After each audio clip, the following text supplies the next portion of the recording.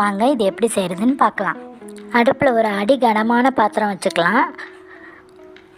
1 cup உளுந்து சேர்த்துக்கலாம். நான் இன்றைக்கி எடுத்துருக்கிறது ஒரு சின்ன கப் அளவு தான். இது ஒரு 150 கிராம் அளவு இருக்கும். இதை நல்லா ஹை ஃப்ளேமில் வச்சு வறுத்துக்கலாம். கலர் நல்லா சேஞ்ச் ஆகி வரணும். இந்த பொடியில் நம்ம சேர்க்கக்கூடிய பொருட்கள் எல்லாமே நம்ம உடம்புக்கு ரொம்பவே நல்லது தரக்கூடியதாக இருக்குது. இந்த இட்லி பொடி நம்ம செஞ்சு ஏர்டைட் கண்டெய்னரில் போட்டு ஸ்டோர் பண்ணி வச்சுக்கிட்டோம்னா ஒரு 2 மாதத்துக்கு கூட கெட்டே போகாது. ஆனால் தண்ணி மட்டும் படாதபடி பார்த்துக்கணும். பாருங்கள், ஃபஸ்ட்டு நாம் சேர்த்ததுக்கு இப்போ கலர் நல்லா சேஞ்ச் ஆகிருக்கு. இந்த அளவுக்கு வறுபட்ட பிறகு நாம் இதை வேறு ஒரு பிளேட்டுக்கு மாற்றிக்கலாம்.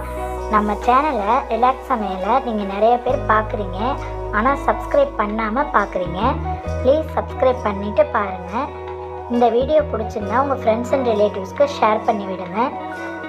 அடுத்ததாக 1/4 கப் கடலைப்பருப்பு சேர்த்துக்கலாம். இதையும் நல்லா கலர்